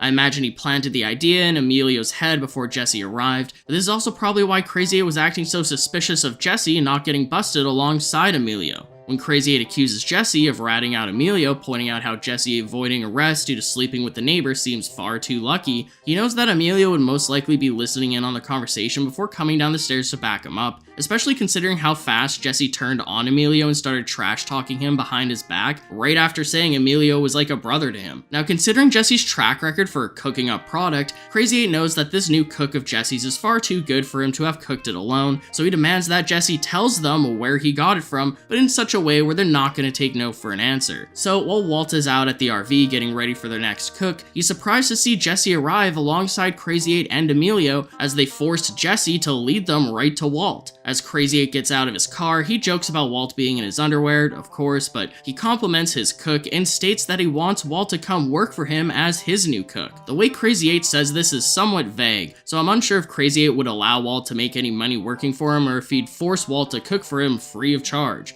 Walt may be thinking something similar, so he gives Krazy-8 a counteroffer where he implies that they could be business partners by suggesting that he'd be willing to sell his product to Krazy-8 if the price is right. Krazy-8 then mentions how Walt is out here all by himself, which is implied to come across as a vague threat, implying how Walt is in no position to be negotiating, as Krazy-8 feels like he should be calling the shots considering he has him outnumbered and outgunned. Now, Krazy-8 does get Emilio to hand him a huge bag of rolled up bills, so it is implied that Krazy-8 was legitimately going to buy the drugs off of Walt after what Jesse told him, unless it was just a tactic to lure Walt in and get his guard down. So really, this can all be interpreted in multiple ways. On one hand, Krazy-8 could have just honestly wanted to buy drugs from Walt and even hire him as his cook, but on the other hand, Krazy-8 does seem pretty intimidating here and he is kinda making vague threats, even though that could just be chalked up as his tough guy demeanor so that he makes an impression of someone who Walt shouldn't mess with. As you can see, I go back and forth on this. But before we can find out an answer to that, Emilio recognizes Walt. So Walt's opportunity to either talk himself out of this or talk himself into a good deal is cut short when Emilio recognizes him being at the drug bust with the DEA when they arrested him. Now, we never actually saw Emilio and Walt look at each other back during the drug bust, but I'm just assuming that Walt saw them bringing Emilio out after they arrested him. Plus, Walt does bring up Emilio to Jesse when he goes to his house to talk to him for the first time, so Walt probably pointed out Emilio to Hank after seeing him and asked about him. But I digress. Anyways, before Walt can try and explain the situation for what it is, that he only tagged along because he wanted to start cooking himself, Jesse screams at Walt to run and tries to frantically escape himself before tripping like a fool and knocking himself out by falling headfirst onto a rock. So the combination of Emilio recognizing him and Jesse telling him to run as if they're guilty really paints Walt and Jesse as the informants no matter what Walt says at this point. Plus, since Jesse knocked himself out and got captured before Walt could even attempt to escape, he's essentially screwed. It's possible that Walt could have run into the RV and maybe driven away, leaving Jesse behind, but he was far too flustered. Plus, who knows if he would have done that to Jesse, and even if he did, Jesse knows far too much about him and apparently already told Krazy-8 all about Walt and his life, which would have resulted in Krazy-8 and Emilio tracking him down anyway. So with Emilio and Krazy-8 holding both of them at gunpoint, it's Emilio who suggests that they should just kill them both and be done with it, while Krazy-8 is the one to lower his gun and ask for confirmation that it was truly Walt who cooked up that batch. To circle back to an earlier point, we still don't know if Krazy-8 has killed anyone before, so this could be seen as him being reluctant to do so, as if he isn't as experienced in murder as Emilio appears to be. That said, Krazy-8 does simply call it a shame that he'll have to kill Walt, someone with so much talent and potential, before raising his gun back up to point at Walt's face. However, for all we know, this could be a scare tactic to get Walt to do what he wants. Krazy-8 may only be reluctant to kill Walt so quickly because he's smart enough to realize that he can get Walt's formula out of him before killing him, but regardless, Krazy-8's reluctance to simply kill them when he first had the chance does make Emilio seem to be the one who's far more trigger happy, while Krazy-8 is smarter than that. Emilio's the type of guy to shoot first and ask questions later, while Krazy-8 seems to be vice versa, at least when it can benefit him. Walt manages to preserve his life, if not for only a few more moments, as he tells Krazy-8 that he'll teach them his formula as long as they let both Jesse and himself go. Krazy-8 and Emilio agree to this, even though they'll most likely just kill both Walt and Jesse afterward anyways. Walt realizes this, but still, it saves them temporarily and gives him enough time to think of a possible way out of this. Walt instantly notices how Emilio walked inside the RV with a lit cigarette and asks him to put it out at the risk of contamination, so Emilio flicks the smoke out the window, which does serve importance in just a minute. Walt realizes that since they probably don't know what he's doing, he can use his chemistry to his advantage by creating phosphane gas to attack them with. Krazy-8 stops Walt right as he goes to grab the red phosphorus, causing Walt to think that they've caught on to what he's up to, when in reality, Krazy-8 is just complaining about how Walt is taking too long and should speed it up a bit. So Walt dumps the entire container of red phosphorus into the bowl, causing a huge explosion that startles Krazy-8 and Emilio long enough for Walt to escape the RV and trap them inside. Then as the phosphane gas starts to fill up the RV, Walt holds the only exit shut so they can't escape, as we hear them choking to death on the gas while trying to bang on both the door and the windows, but to no avail. Just the sight of their hands pressed on the glass as they choke to death is a haunting yet classic horror trope, but I mean, it's a trope for a reason, it's effective. As a last-ditch effort to escape, one of them tries shooting through the door at Walt to kill him and set them free, but luckily for Walt, they didn't aim low enough, completely missing Walt and creating the iconic bullet holes through the RV door. And I actually believe it's Krazy-8 that shoots his gun off, not Emilio, because when Walt's making his escape, while Krazy-8 and Emilio are sliding around in the back on the floor of the RV, Krazy-8 has his gun in his hand while Emilio doesn't. Krazy-8 and Emilio eventually go silent and are at least unconscious, presumed dead. So moving on to episode 102, which takes place mainly on September 29th and September 30th, 2008, but we first get a flashback to the day prior, back when Walt crashed the RV. Walt and Jesse pay to have the RV towed out of the ditch, but right as they manage to get it started, they hear whimpering gasps of air coming from the back as they realize that Krazy-8 is still alive, laying on the floor of the RV, struggling to breathe. And just a little bit of a behind the scenes info here. A lot of you probably know the fun fact where Jesse was supposed to be killed off at the end of the first season, but they decided to keep him on because they liked the actor so much. Well, they did the same thing with Krazy-8. They liked Krazy-8's actor so much where he was initially supposed to die at the end of the first episode alongside Emilio, but the whole cast and crew asked Vince to bring him back, so he ended up surviving for another 2 episodes. And it was actually Kelly Dixon, one of the main editors for Breaking Bad and Better Call Saul and the creator of the Insider podcast, that was really pushing for the return of Krazy-8 for more episodes. So that also means that while they were filming the pilot, Krazy-8 was supposed to be dead in the back of that RV when Walt was frantically trying to drive away. And Vince was even against the idea of bringing Krazy-8 back because he was face down in a bunch of chemicals, but he ended up doing so anyways, although he didn't bring Emilio back as well because he thought it was almost too unrealistic that even one of them survived, let alone both of them. So this whole thing that I love so much about Krazy-8 and Walt's dilemma on whether or not to kill him only happened because they decided to bring him back. They stashed the RV at Jesse's place overnight, expecting Krazy-8 to hopefully succumb to the gas that he inhaled in the meantime. However, the next morning, Jesse frantically calls Walt's home in panic due to being able to hear that Krazy-8 is still in fact alive inside the RV. Walt stubbornly decides to still go into work that day, leaving Jesse alone with a half-dead Krazy-8 in his RV until after work. Fast forward to then, before Walt leaves the school, he grabs some hydrofluoric acid to dissolve Krazy-8 and Emilio's bodies with, but right around the time that he leaves to start driving over to Jesse's house, Jesse realizes that Krazy-8 has escaped. In a moment of sheer coincidence, Walt just so happens to spot Krazy-8 aimlessly wandering down the middle of the street as he's on his way over to Jesse's. The fact that Walt didn't even know that Krazy-8 had escaped, but was able to find him before anyone else did in broad daylight is a tad contrived, but does make for a comedic moment, I guess. Walt is so baffled by this discovery, he doesn't even know what to do, so he tries to politely drive alongside Krazy-8 to get his attention and, I don't know, convince him to get in his car so he can drive him to his death. That obviously doesn't work, with Krazy-8 freaking out and running away from Walt the second he sees him, resulting in him running straight into a tree and knocking himself out. Granted, Krazy-8 is so out of it, barely clinging on to life in this moment, but him running away from Walt in fear is such a polar opposite from the last episode. Krazy-8 went from not seeing Walt as a threat whatsoever to becoming completely terrified of him after the way Walt almost killed him with the phosphane gas. Walt somehow manages to throw him in the back of his vehicle and drive off again in broad daylight without anyone noticing. He brings him back to Jesse's place and dumps him in the basement while they figure out what to do. This is where Walt asks Jesse about who this Krazy-8 guy even is, with Jesse unable to explain the true meaning of his seemingly nonsensical nickname. This checks out because, as we know from one of Jesse's cameos in Better Call Saul, he admits he has no clue who Lalo even is, which means he obviously would have never heard of the origin story of Krazy-8's nickname. Jesse then explains to Walt their positions in the drug dealer hierarchy, as Emilio and himself work together as dealers, while Krazy-8 is one level higher than them, a distributor. Walt then asks what Krazy-8's reputation for violence is in order to figure out if he can be reasoned with. To be honest, considering everything we know about his past, the Domingo Better Call Saul was definitely one of the most reasonable and rational dealers I've seen throughout these shows. Domingo struggled to intimidate others and did not want to enact violence even when it was expected of him. He was extremely level-headed and would be totally willing to listen to reason. However, considering the way that Jesse acts around Krazy-8 and describes him, along with the way Krazy-8 most likely was about to kill Walt in the last episode, Krazy-8 now sounds more like a Tuco character than Domingo. That's kind of the point of this whole video though, right? To show how a nice guy like Domingo could be swallowed whole by the criminal world, corrupted and spat out as a hardened criminal. Domingo surrounded himself with the likes of people such as Tuco, and so when he branched out and became independent, he must have realized, partly through Nacho's teachings, that he'd have to become somewhat of a Tuco figure himself. This is why I really wish we saw more of Domingo's transformation into the hardened Krazy-8 of Breaking Bad, because it feels like there's just a huge gap in his character development from where we left off with him in Better Call Saul to where he is now in Breaking Bad. We know he changed, why he changed, and we saw everything that would lead up to it, but we never saw the change itself. So Jesse explains to Walt how Krazy-8 is the type of guy who would track them both down and kill them and their entire families if they let him go, even referencing how he'd be the type of person to give them Colombian neckties.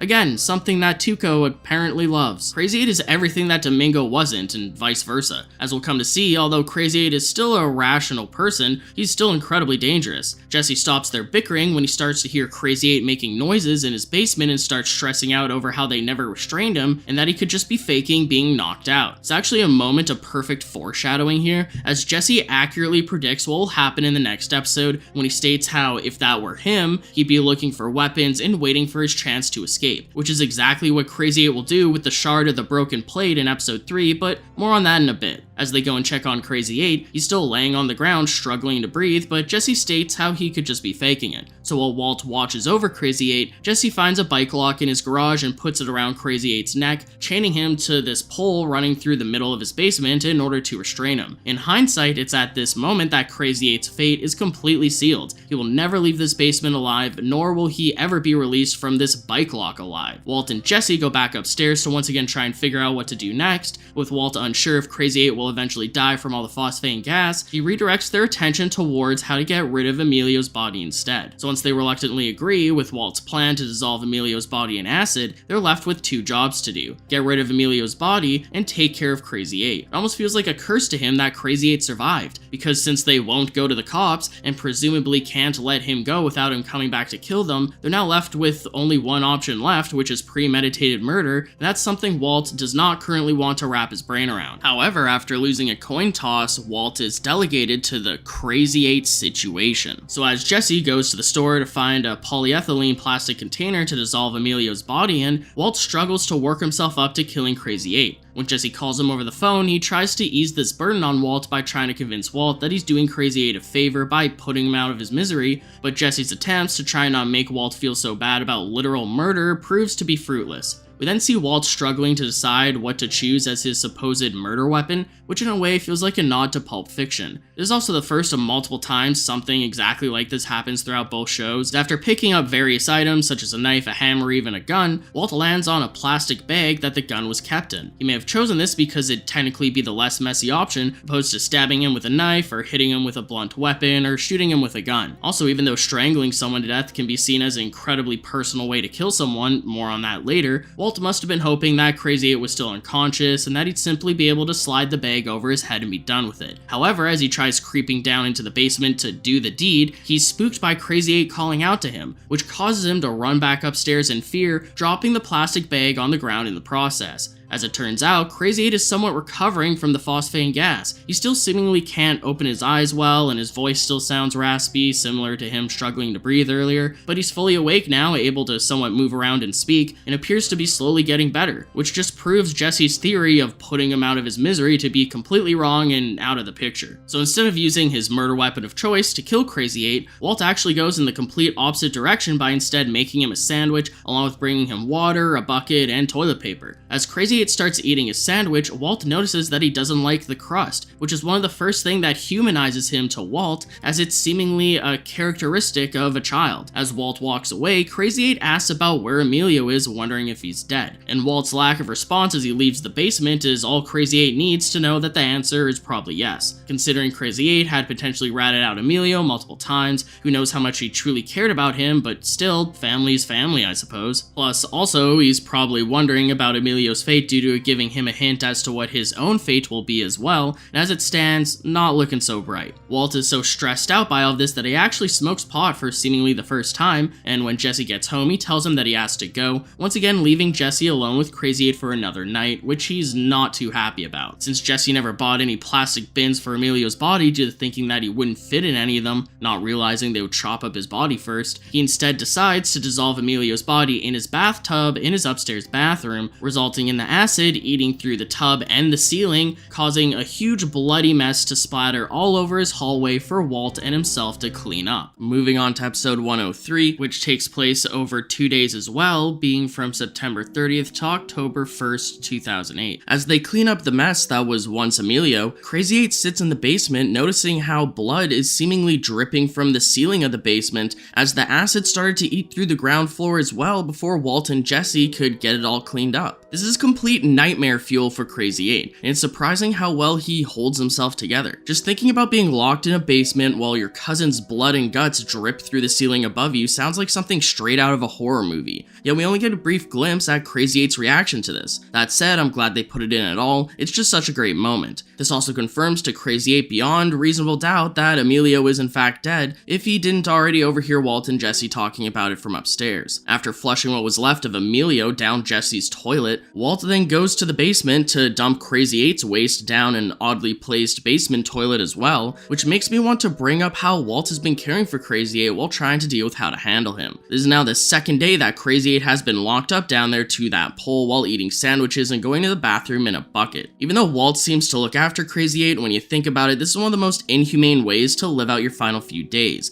The longer Walt takes to decide Krazy-8's fate, the worse his captive situation seems. Even Krazy-8 acknowledges this, as when Walt goes to leave, he tells him to turn around and look at him, stating that having his neck chained to that pole is incredibly degrading and that he wouldn't even do this to his worst enemy. Krazy-8 calls Walt out for how Walt probably hoped that he would have just made this situation easier on him by dropping dead, but how that's not gonna happen, and that Walt should just make up his mind to either kill him or let him go, implying how being locked up this way is a fate worse than death. When Krazy-8 taunts Walt, calling him out by his name, it causes Walt to stop in his tracks due to wondering how he even knew that. Krazy-8 realizes that he can use this to get into Walt's head and potentially turn him against Jesse, so he states how it barely even took any effort to get Jesse to give Walt up to them back in episode 1 when they forced Jesse to take them to Walt out in the desert. Krazy-8 admits how he knows that Walt was Jesse's high school teacher, and even describes one of the lessons that he taught Jesse during one of his classes. He also knows that Walt has a special needs child, implying that Jesse told him all about Walt's family as well. With him now having Walt right where he wants him, he tries to convince Walt that he's losing control of the situation due to how big of a mouth Jesse has, along with the fact that this line of work doesn't suit him. Krazy-8 is smart enough to realize the situation he's in, and that the only reason Walt is keeping him alive and taking care of him is because he doesn't want to have to kill him. Walt acknowledges how letting him go is easier said than done, but Krazy-8 states how that's the only real option Walt has opposed to cold-blooded murder. Krazy-8 is purposely making the idea of killing him sound repulsive, as he's actively playing into Walt's weakness here due to realizing how much Walt doesn't want to have to murder someone. Krazy-8 tries taking advantage of this angle by trying to convince Walt that killing him is simply not an option, making cold-blooded murder sound like it's off the table, but that releasing him is the only true solution. To circle back to what started this conversation, Krazy-8 reminds him that his real problem is sitting upstairs, again trying to convince Walt how Jesse is more of a concern to him than he is. At first, this actually works, with Walt going upstairs to freak out at Jesse. Ironically though, Krazy-8 knowing all about Walt's life and his family may actually solidify the fact that Walt can't let him go, as he simply knows far too much about him. With Walt and Jesse at each other's necks, Jesse becomes fed up with Walt's reluctance to get his job done and drives off, leaving Walt alone at his house with Krazy-8 until he handles him. So now, for the first time, Walt is the one to spend the night alone in Jesse's house with Krazy-8 instead of Jesse himself, with Walt no longer able to stall or avoid avoid it. So Walt thinks of this rationally and writes out a list of all the reasons why he should or shouldn't let Krazy-8 go. Let's take a moment to analyze it, as it's a great visual representation of the moral dilemma Walt is going through right now. He's able to list around 8 reasons why he should let Krazy-8 go, and only 1 reason why he should kill him. However, the 1 reason to kill him seems to outweigh the long list of reasons to let him go in comparison. Walt's list pretty much covers everything from general ethics, his personal morals, religious beliefs from a higher power, along with how committing murder would affect him afterwards. Walt knows that murder is bad and that he should let Krazy-8 go, as he may be able to listen to reason. He also believes that he's not a murderer, and so he won't be able to live with himself after due to the post-traumatic stress of taking another life, which leads into the sanctity of life and Judeo and Christian principles in regard to all human life being sacred and that you should never take the life of someone else. On the other side of the list, the fact that Krazy-8 will kill Walt and his entire family outweighs any sort of ethics or morals, as his family is the most important thing in his life. This is why Nacho was willing to kill Krazy-8 for Lalo if he wanted him to, and this is ultimately why Walt will end up killing Krazy-8 as well. It's also interesting how Walt has a third option that he could have written an entire pros and cons list of as well, and that's turning them all into the police. Going to the police could have hypothetically solved this entire dilemma in potentially the best way possible, as it negate or solve the other 2 options. That way, he'd be able to let Krazy-8 go without killing him, but that Krazy-8 would most likely be locked up so he couldn't hurt Walt's family. Now, although I have a rough idea, I'm unsure of what exact crimes they'd be charged with, along with the sentencing that they'd get. So I admit I'm not sure if this would help protect Walt's family from Krazy-8 for the rest of their lives. Maybe some experts of American law could weigh in the comments. So with Walt's list not helping him decide what to do, as he makes Krazy-8 another sandwich, he this time cuts the crust off of it for him, again showing how he's treating him like a human with wants and needs, likes and dislikes, instead of just seeing him as a loose end that he needs to snuff out. When Walt goes down to the basement to bring him the sandwich, he has a coughing fit that results in him falling over and passing out for around 10 to 15 minutes. When Walt comes to, Krazy-8 jokes about how he didn't think Walt was gonna wake up. When Krazy-8 wonders how Walt managed to knock himself out from just coughing so hard, wondering if he had also breathed in some of that phosphane gas, Walt admits to Krazy-8 that he has lung cancer, making Krazy-8 the first person that Walt has told this secret to. Walt may have just told Krazy-8 this due to wanting to get it off his chest and finally tell someone, but why him? Well, Krazy-8 is essentially a random stranger that is not part of his day-to-day life, so he's not worried about being judged since Krazy-8 is a non-biased person and won't freak out over the news like his family would. Plus, it's not like he's gonna tell anyone that Walt knows, and also, kind of dark, but it's the fact that Krazy-8 may not live long enough to tell anyone Walt's secret even if he could. Now, regardless of Walt's reasoning for telling him the truth, this now bonds them together as Krazy-8 knows Walt's incredibly important secret that he's been keeping from everyone else in his life. Walt picks up the broken pieces of the plate he dropped and goes upstairs to make Krazy-8 another sandwich, showing how he's even polite enough to do so. As Walt is back upstairs, he notices a 6-pack of beers in Jesse's fridge and decides to bring them with him down to Krazy-8 to share with him.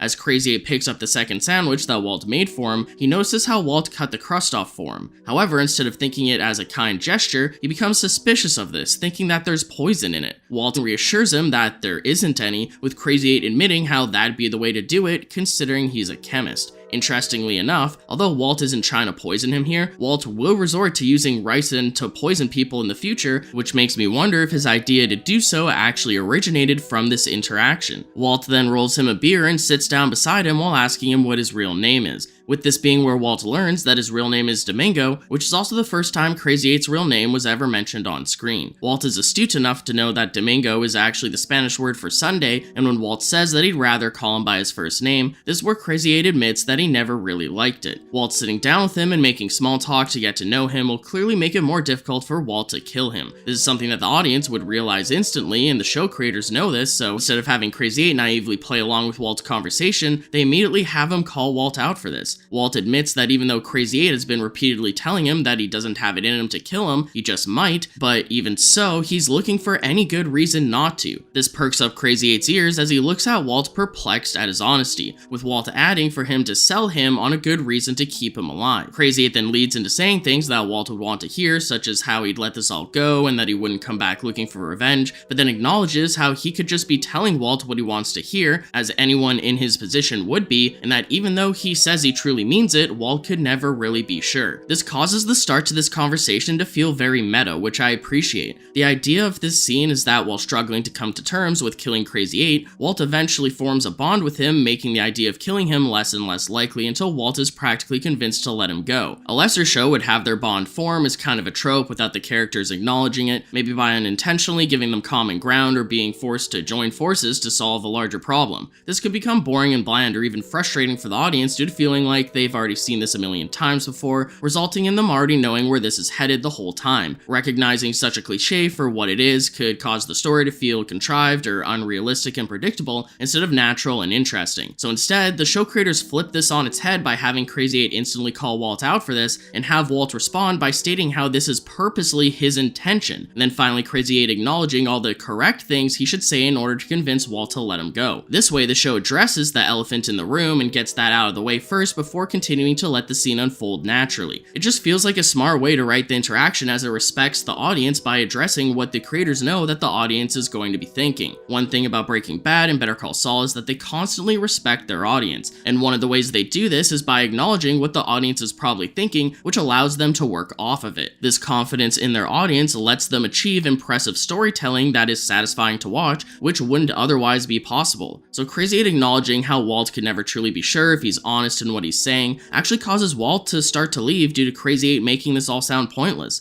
Walt lets Krazy-8 know that he's not going anywhere until he plays ball, so Krazy-8 gets Walt to wait so he can indulge him and play along. This is where Krazy-8 starts opening up to Walt, informing him of things about his life such as how he's originally from Albuquerque and his business degree. Walt jokes about having such a degree could come in handy in the drug trade, which actually makes me think of Walt's El Camino cameo, where he suggested to Jesse that if he went to college he should take business and marketing due to his experience as a drug dealer, but I digress. Krazy-8 gets into how his dad talked him out of studying music, which leads into them talking about Tampico furniture due to Walt asking what his dad does for a living. Walt acknowledges how he actually recognizes the name of that store and how he first became aware of it due to the late night commercials for it, with Krazy-8 admitting how his father has worked there for over 30 years. They then start bonding over Walt trying to remember the lyrics to the jingle in the commercial, which truly feels like a real moment two guys would have while sharing a beer and getting to know each other, which I'll just show you a clip of instead of trying to quote the lyrics myself. Don't let shopping strain your brain, oh. Just sing this short refrain, oh. Our furniture is bueno. Tampico is the name, oh.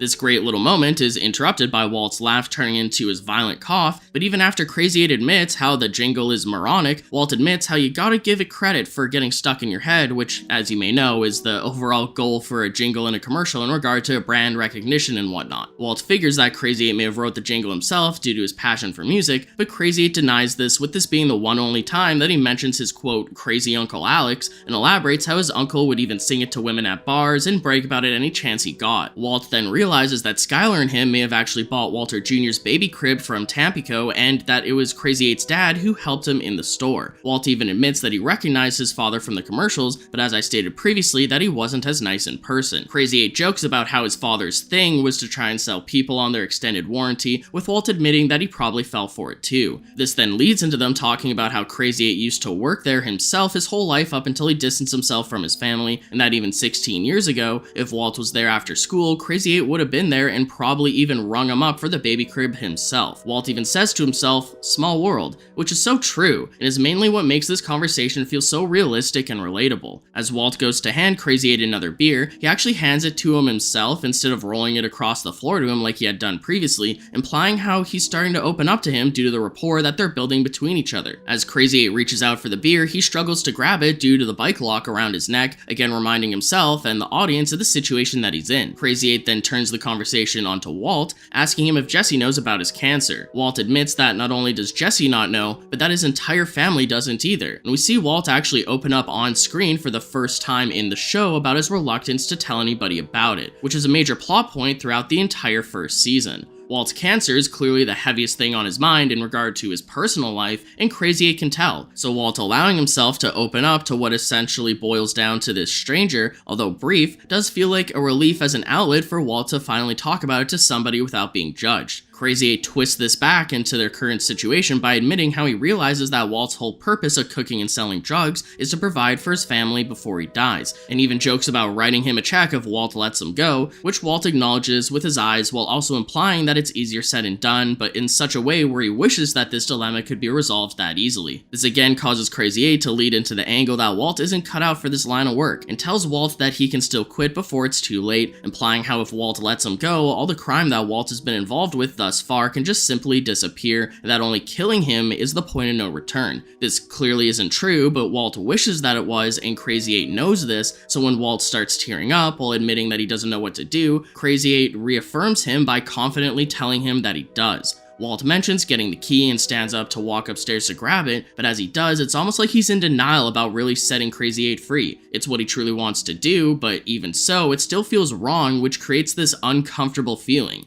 Even the look Krazy-8 gives Walt almost seems like he's in denial that he's actually about to be set free. Just the way that Krazy-8 manipulates him here by playing along with his emotions is a lot to unpack, because although Krazy-8 is doing what he feels he needs to in order to survive, his facial expressions almost makes it seem like he wishes that he didn't have to manipulate Walt into letting him go, along with what he plans to do to Walt once he is set free. With Krazy-8 now having Walt right where he wants him, again, Walt goes upstairs to fetch the key, and as he grabs it, his body language almost implies that he feels defeated. As he throws his beer can into the garbage, he stops in his tracks and thinks about the broken plate from when he passed out. Walt had purposely allowed himself to let his guard down around Krazy-8, but now he's seemingly having a moment of realization, thinking about the only possible way Krazy-8 could have grabbed something as a weapon to conceal on himself, which winds up to be a shard of the broken plate. And this also circles back to what Jesse said in the previous episode about Krazy-8 just biding his time while trying to find a weapon to conceal, so it makes me wonder if Walt only had this moment of clarity and realization due to thinking back to what Jesse warned him of.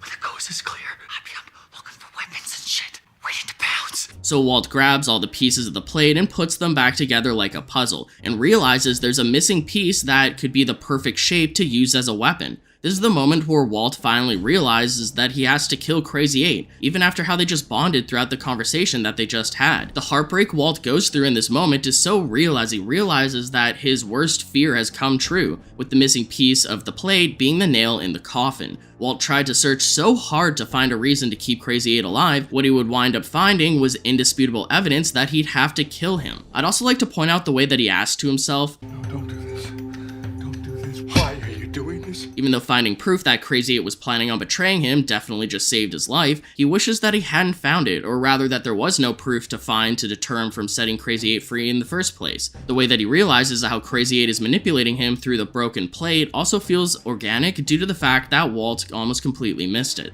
Walt was willing to believe that Krazy-8 was telling him the truth because it's what he wanted to believe, but with this now acting like a wake-up call to nudge him to do what he wishes he didn't have to, Walt also feels like Krazy-8 is forcing his hand to kill him when he otherwise wouldn't have. This whole episode causes Walt to lean towards letting Krazy-8 go as much as possible without actually doing it, only to then fully commit to having to kill him in the final moments after all. I love this twist, if you can call it that, as this roller coaster ride first causes the audience to truly believe that Walt is about to let his humanity get to him in such a way where he's about to make a huge mistake while thinking that it's the right thing to do. Walt initially started dealing with the Krazy-8 situation by having already decided that he'd have to kill him, but the longer he took to do so and the more he procrastinated it, the more difficult the idea became. Walt went from figuring out how to kill him to trying to convince himself not to with that pros and cons list. Then, when that still didn't work, he turned to Krazy-8 himself to try to convince him not to instead. However, in doing so, although Krazy-8 got so close to succeeding in this, he ultimately proved to Walt that he would have to kill him after all. So as Walt approaches Krazy-8 again, before setting him free, Walt asks if he's angry about any of this. It's at this point that Krazy-8 is so close to freedom that he can almost taste it, so he starts saying what he thinks is the right thing to say in the moment, but unintentionally starts sounding disingenuous. Krazy-8 tells him that he's not mad at all, and when Walt calls him out for being so understanding, Krazy-8 just responds by saying live and let live and that he just wants to go home. Now that Walt is thinking more clearly, he realizes how disingenuous Krazy-8 actually sounds. Krazy-8 has tried so hard to paint a picture for Walt where if Walt lets him go, they'll let bygones be bygones, just forget any of this ever happened, as if Walt could just undo everything he did. Even if Krazy-8 was willing to just let it all go in regard to the kidnapping, don't forget that Walt literally killed his cousin Emilio, something that Walt can't simply undo. If Krazy-8 was hypothetically genuine and had no plans to attack Walt, he most likely would have been more honest about being angry that he was kidnapped and locked to a pole in a basement for a few days, not to mention the death of his cousin Emilio, and that if letting everything go and forgiving Walt is what it takes to make amends and live out the rest of his days, that he'd agree to it. Instead, Krazy-8 just trying to tell Walt what he thinks he wants to hear ironically makes their whole interaction throughout this episode feel like it's coming full circle. Could you be safe? Like I said, say what happened between us. And what's best for both parties is we forget all about it.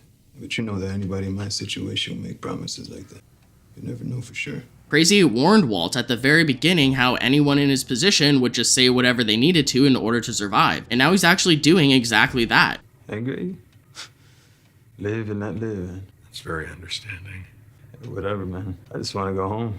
Krazy-8's reverse psychology, or whatever manipulation you want to label it as, almost worked. But now that Walt is aware that he probably has that broken piece of the plate that he's waiting to stab him with, Walt can see right through what he's saying. Walt then gets confirmation of this once he goes to grab the bike lock to unlock it, as he can see Krazy-8 trying to grab the shard out of his pocket in preparation of attacking Walt the moment he gets set free. I feel like Walt was already coming down to the basement again knowing he'd have to kill Krazy-8, but this just confirms it tenfold. So Walt calls him out for it, and when Krazy-8 realizes the jig is up, he still grabs the shard and tries stabbing Walt with it, causing Walt to choke him to death with the bike lock. Choking someone to death can be a brutally personal way to kill someone, which just makes this so much more horrible to watch, and is one of the many reasons why Krazy-8's death and his whole story arc at the beginning of Breaking Bad sticks with you the way it does. I'm always reluctant to watch Krazy-8's death scene because of this, just seeing the look on his face while Walt chokes him out while he struggles to try and stab Walt behind him, until eventually his swings become less and less aggressive until he finally dies, dropping the shard on the floor before Walt lets him go, causing him to fall to the floor himself. He does actually get a few stabs in at Walt's leg as Walt puts his foot on the pole to use as leverage, which is not only brutal in itself, but makes it seem slightly more realistic that Walt didn't come out of this altercation completely unscathed. This is the first time that Walt had to physically kill someone with his bare hands, and the creators really tried to put you in his shoes. Not only are we able to understand Walt's thought process throughout the entire episode, but the creators did an incredible job making it feel just as hard for the audience to watch Walt kill Krazy-8 as it was for Walt to kill him himself. As Krazy-8 dies, Walt starts telling him that he's sorry as he starts tearing up and crying over what he's just done. Even if you could predict that the story arc was probably going to end with Walt killing him, the show still shocks you with just how brutally real and tragic it wound up being. Now, as tragic as watching Walt having to kill Krazy-8 is, the alternative ending would have been equally as heartbreaking. Just imagine an alternate universe where Walt is manipulated and talked into finally listening to his heart and letting Krazy-8 go, only for Krazy-8 to turn on him and stab him in the back, brutally murdering him. This was simply a situation where there was no good outcome. At least in Walt's mind, since as we know, he probably could have just went to the cops and turned himself in, but again, I digress. Walt letting Krazy-8 go free would have felt like the happy ending, which is something that Walt truly wanted to believe in and Krazy-8 tried utilizing to his advantage. However, that would be unrealistic in this situation, as they were already too far gone, and deep down, both Walt and Krazy-8 knew this, even though Walt wasn't willing to accept it. Krazy-8 tried making Walt believe that he could come back from this in order to get set free, but in reality, he couldn't. Breaking Bad isn't some cartoon or fairy tale with a moral to story lesson anyways. It's a grounded and gritty drama which pushes the characters to realize that the evil option is usually the best solution to their problems, such as Mike learning to never take half measures, for example. This show is such a great character study that you truly see characters lose pieces of their soul every time they try to do something horrible like this to protect themselves until there's nothing left. As it turns out, Krazy-8 was wrong about Walt, and that he is cut out for this line of business, but at what cost?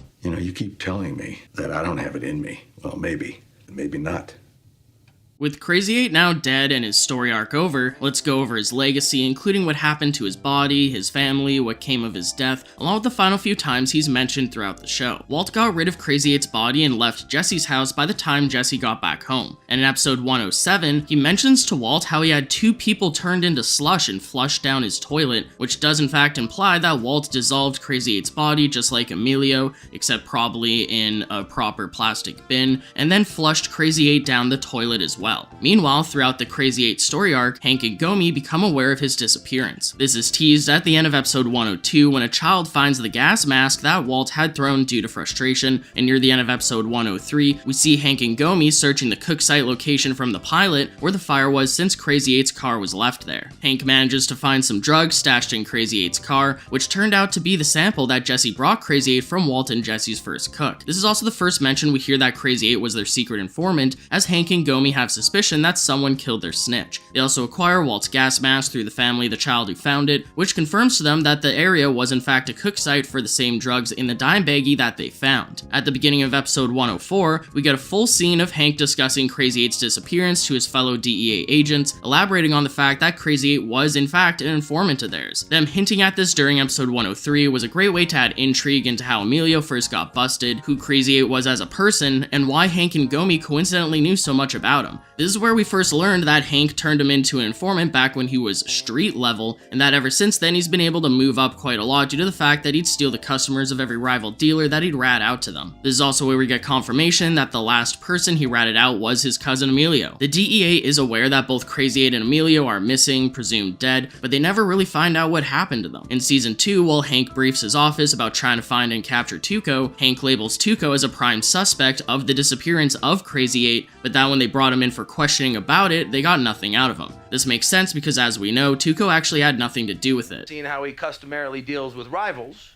I'd say he is a prime suspect in the disappearance of our dearly missed Krazy-8. Krazy-8's mugshot does stay on the board at the DEA office in future episodes with a big question mark on his photo, such as episode 213, but nothing really comes of it. He never really gets mentioned again, as Hank never tries to look too much more into his disappearance, nor do we hear any other groups of authorities doing so either. Krazy-8 doesn't really pop up in conversation much during Walt and Jesse's side of the story either. In episode 104, when Walt is hiding money in his air vent but he gets interrupted by his son, the camera pans over to Junior's old baby crib, now prepared to become Holly's, and we can see that it has the Tampico Furniture name on it, which calls back to Walt's conversation with Krazy-8 and confirms that Walt did indeed buy the baby crib at Tampico. We get a few mentions of Krazy-8 in episode 106, first when Walt is giving Jesse a hard time about not selling their product fast enough. Walt wants to sell their product wholesale and wants a distributor to sell it to, but Jesse admits how Walt killed the only real distributor he knows, of course being Krazy-8. Now it is interesting that even though Krazy-8 and Tuco are technically rival dealers or distributors in Breaking Bad, after Krazy-8 dies and Walt is talking to Jesse about wanting to find another distributor, Jesse tells Walt that Tuco took over Krazy-8's business. Who took Krazy-8's place? A guy named Tuco.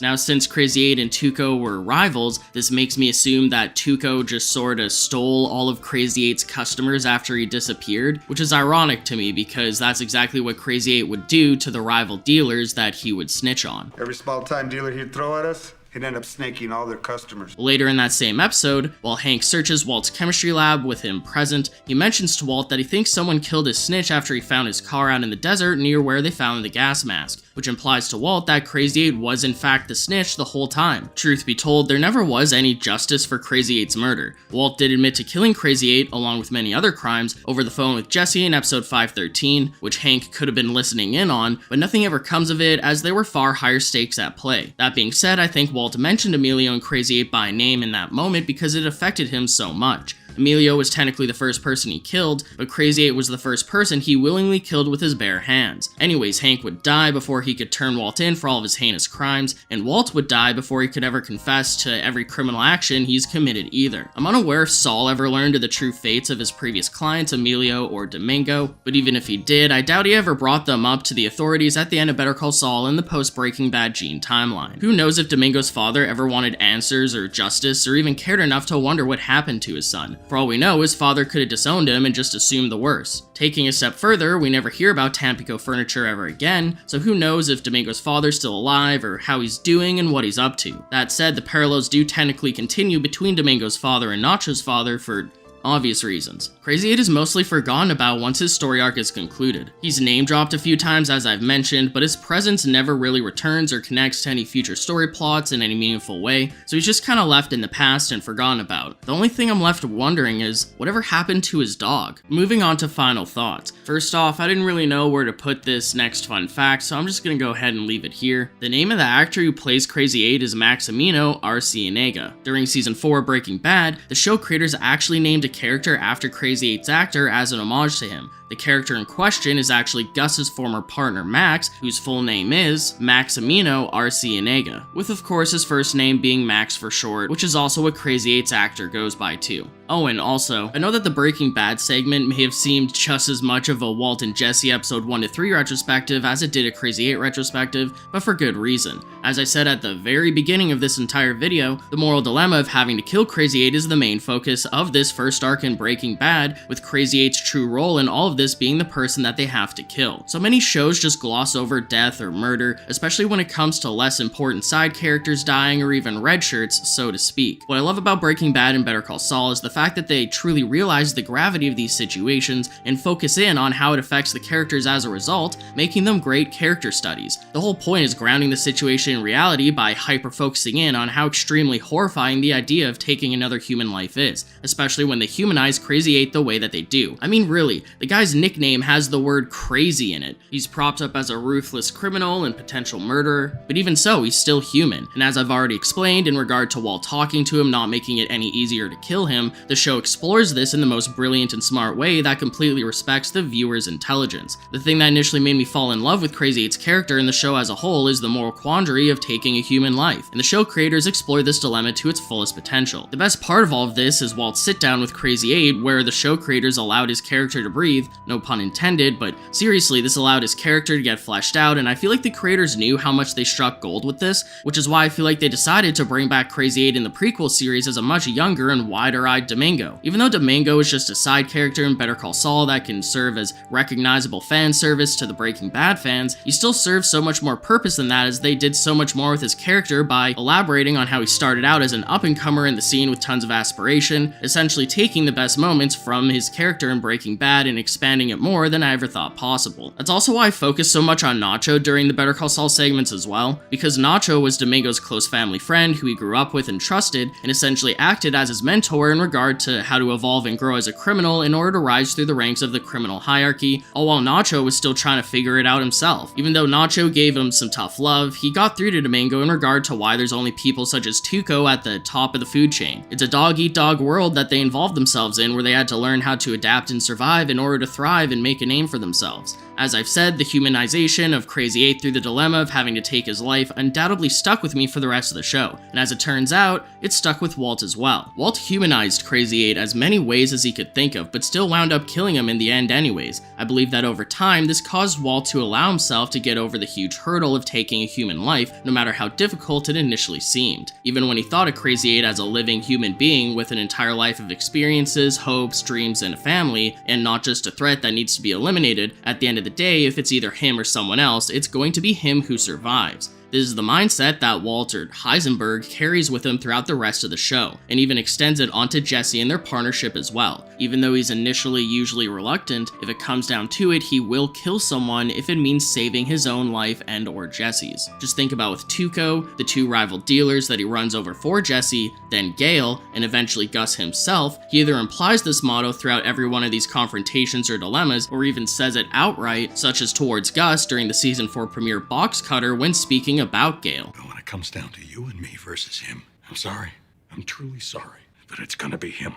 When you make it Gale versus me or Gale versus Jesse, Gale loses. Simple as that. Even though Krazy-8 rarely ever came up again in the show after his death, the trauma of struggling to come to terms to kill him stuck with Walt for the rest of his life, and here's why I know that for a fact. The first real thing that humanized him to Walt was the fact that he didn't like the crust on his sandwich, and so the next time Walt made him one, he cut the crust off for him. This made it so that every time Walt would ever make a sandwich again, he would think of Krazy-8, which would instinctively make him want to keep cutting the crust off of his sandwiches for the rest of his life in memory of Krazy-8, or should I say Domingo.